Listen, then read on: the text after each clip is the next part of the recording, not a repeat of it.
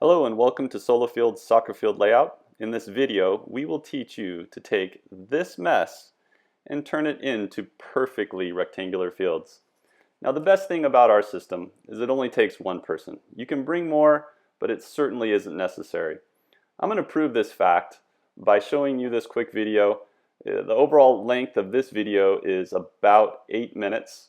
We've sped it up for time purposes, but as you'll see, it only takes one person to lay out an entire soccer field by themselves. Now granted, this is a small field, but to only take 8 minutes for one person to lay out half of a field, 16 minutes for a full field, imagine how much time you're going to save when you get out there on a full-size field by yourself. I've seen teams of people take upwards of 3 and 4 hours to lay out in line a single field. That level of effort is totally unnecessary. With this system, you'll be laying out soccer fields in about an hour, all by yourself. We hope you enjoy this tutorial, and don't forget to visit us at www.solofields.com. Alright, so like I said before, I can lay a field out in about 45 minutes. It's really quite simple. There's just some key things you have to understand and remember. So I'm going to walk you through the key points that you need to lay out a soccer field. So the first thing we have to realize is the soccer field really is just a series of interconnected lines, rectangles and squares. The nice thing is we can use Pythagorean theorem to figure out all the mathematics behind it to make sure that all of our ratios and everything line up just right. So when we look at a field, we can just see a bunch of arcs and squares and rectangles. We can start to simplify it a little bit, take out some of those arcs and those radiuses. We end up with some rectangles and squares. Further simplify it, we realize that really all it is some intersections of lines.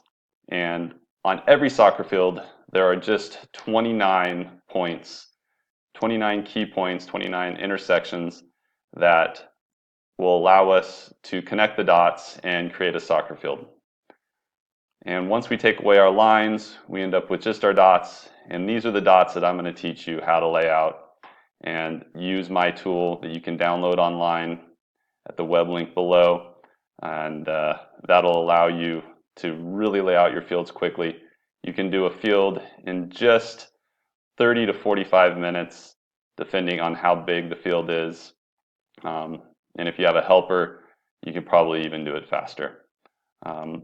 With these 29 points, there are 6 key points that I want to highlight. And 2 of those points, as you can see, we just had these 2 show up. These really aren't used in actually marking features on the field, but they are used for laying out the field. It's just the center of the goal. So we're going to use our corners, our center mark, and on the other side, and then our halfway lines as well. So that's really it. I'm going to show you how to use our tool, and once you see it, it looks really complicated. It looks all kinds of fancy, but once you get it on the field, once you know how to use the tool, it's so easy, and it's going to make your life so much simpler. Believe me, I've been out there on the fields. I've been to 4-hour field lining parties where we got a field 2/3 done in 4 hours. I literally can now do 4 to 5 fields in that amount of time by myself. At these field lining parties, we would have 6, 7, 8 people. And most of the time people stood around arguing because nobody really knew how to properly lay out the field. So I'm going to try to save you that trouble. I'm going to give you the knowledge on how to lay out your field and use this tool to really expedite the process. All right, I'm going to give you a quick instruction on how to use our tool. As you can see, there's some very brief instructions at the top here, followed by our user entry and a diagram here at the bottom, along with some tips and hints about your field lining crew, etc. So up here at the top, obviously, we haven't created the YouTube video yet, so we don't have the URL here, but we will have our YouTube URL there. Really super simple as far as user entry goes on these. I've seen a lot of layout sheets where the sheet wants you to define your goal area depth, your penalty area depth, your width. It's just very cumbersome. We've simplified that. We've taken all of that out. We've done all those calculations for you. So it's based off of a full-size soccer field, which is, in this case, we're saying it's 162 feet. If your club has a wider width that is your standard width, if it's 180 feet, just make this number 180, make that one 180, and that will be what your width ratio will run off of, and that will calculate all the correct penalty area sizes, goal area sizes, etc. So really, all you have to do is enter these three sizes. All of this you can change. It is user definable. I've been using this tool in different draft formats for years, and I've found that I never have to change this. It gives me perfect dimensions every time. Super easy just to change these three numbers depending on the size of field you're doing and run with it. So once you have these three numbers in, just leave all these blank. If you want a detailed explanation on all of this, I am going to put a short clip at the end of this video if you really want to nerd out on what all of this means. But for simplicity's sake, just enter the overall length, width, and your goal width. Now, if you're in the situation that I am and most people are, your fields are going to be constrained by something. They're going to be constrained by a parking lot, by a playground, a fence, a gutter, a bench drain. Something is going to constrain which part of your field you're going to start with, and it's going to constrain your field the most. So say you have a fence running along this touch line. This is going to be your constraint. The touch line is going to be your constraint.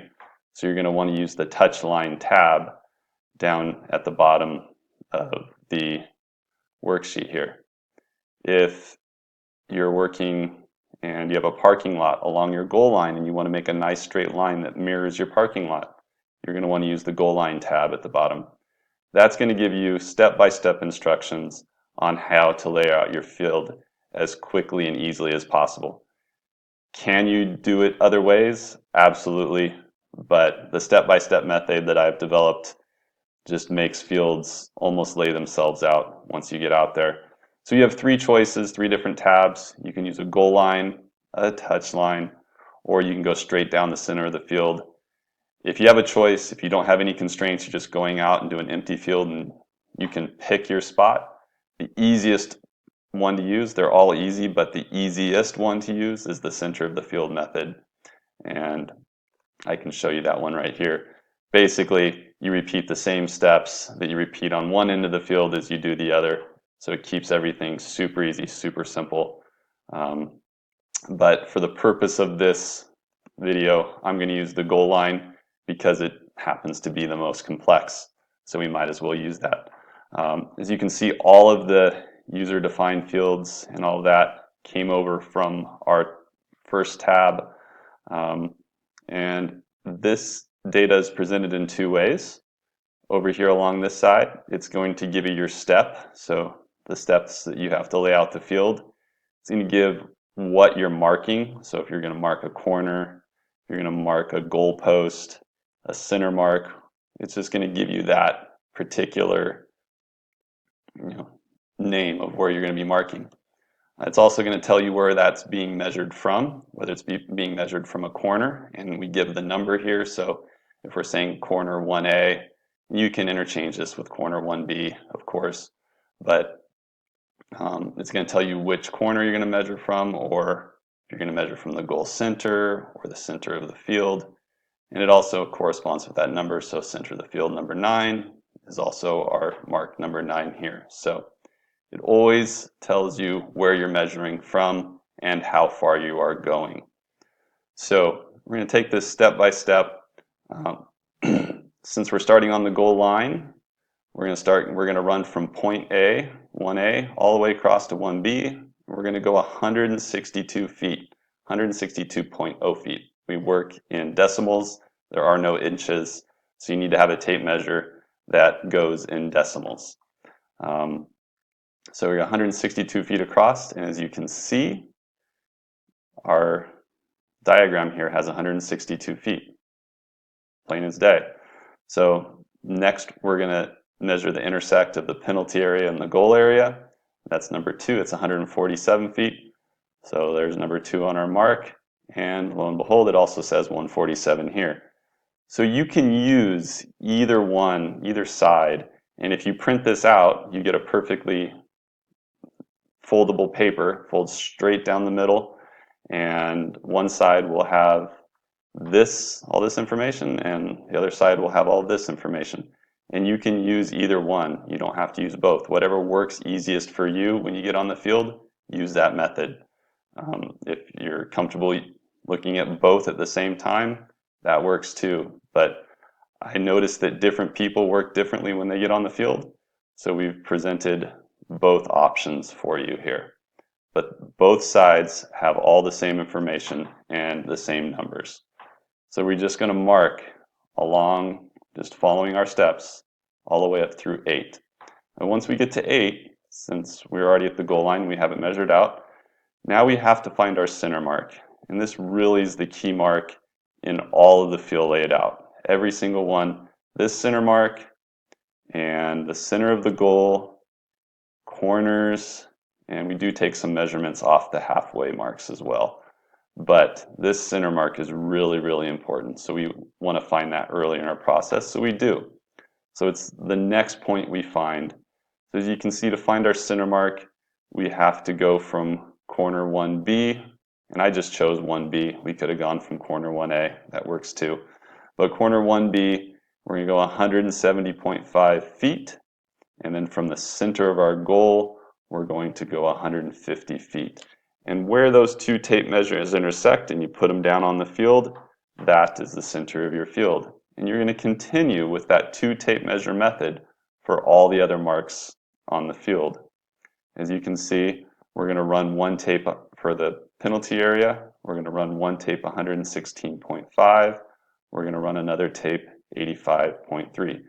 And as you can start to visualize this in your head, you really only need one person to do this. You don't need 2, 3, 4, 5, 6 people out here on the field to do this. Just one person can come out and do this whole field by themselves, because all you're doing is you're just pulling 2 tapes together and marking a spot. So it really simplifies the process. No need for a field lining party. No need to bring a bunch of volunteers out and spend time standing around on an empty field. A couple of experts can come lay the field out. Once you have it all laid out, then you can get a couple more volunteers to come and stake and line the field, kind of do the grunt work. But this really is the simplest way to do it. And if you follow these steps in the order that I present them, your fields will almost lay themselves out completely. There are some points where you'll see I'll say repeat steps 2 through 8 and 11 through 12 on this end, which refers to the other end of the field. Or I'll say, if I come over here to our center of field 1, our center of field tab, I'll say repeat steps 1 through 13 on the other half of the field. So and once you become comfortable with the tool, you'll almost ignore all those instructions, because you're going to know what's going to come next. It's just going to be really easy for you, and you're not even going to have to think about it. So that is the basic layout of the tool. Again, we have some more instructions, same as on the first page. Once you have all of your points laid out, you are going to have to come and do your center circle radius, your penalty arc, and your corner areas. And all of those are down here. And again, they're in step order. So 16, 17, 18, 19, and you're done. It really breaks down and it puts it in the fastest layout possible. Now, there are other ways to do it. There's 100 ways to do it, maybe not 100, but there's plenty of ways to lay out a field. This is just one. It's the one that I've found to be the fastest. And I've proven time and time again that I can easily do a field in 30 to 45 minutes by myself. Now that's just to lay it out. It's going to take another 30 to 45 minutes to paint everything. but that's for another video. I will show you my tips and tricks on field painting as well. All right, so this is the detailed explanation of how to use the tool. I'm going to give you all the background, all the information, all the fancy things that it does for you. It's not absolutely necessary that you watch this part of the video, but if you want to understand a little more about how the tool actually works and how it's figuring out your dimensions, this part's for you. So really, the only thing you absolutely must enter are these three fields: the overall length, the overall width, and the goal width. And the reason you must fill these in is because the tool needs to know how big your field's going to be. If you're going to have a bunch of U7 players, 5 kids on a side, you obviously don't need a 300 by 162 foot field. You're going to make this field smaller.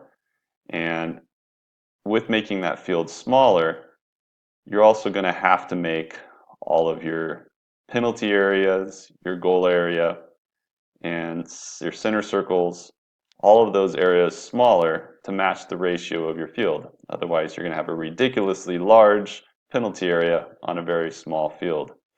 So the tool automatically does that, and it does that using what's called the width ratio. So it calculates the goal width and the overall field width based on your standard full-size field in your club. You don't ever have to change this number. You can just leave it and the ratios will work and you'll get a perfect field every time. But if you really want to get fancy, if your fields are your U18 fields, U19 fields are ultra wide, if they're 180 feet wide, 190 feet wide, you can come in here and change this. And you can change it to 190. And what's that's going to do is it's going to change all the calculations and it's going to recalculate how big your penalty area is going to be. Now I don't want to do that right now. So I'm going to change that back to 162. And as you see, this overall width matches this because this is going to be a full-size field in our club. Now, if I want to go out and lay a U10 field, obviously we're not going to have an overall width of 162 feet. We might have something more realistic like 144 feet. Now you're going to see what happens to that width ratio. It's going to be a multiplier of 0.89. So what it does is it changes all your goal widths, all your goal area widths, your penalty area depth. It changes all that. It does all the calculations. But guess what? You're also going to probably change your goal size when you drop down. So for that age group, typically it's an 18-foot wide goal. So again, that's going to change your goal area width and depth. And the tool knows all those calculations and it will lay it out automatically for you. Nothing you have to do down here.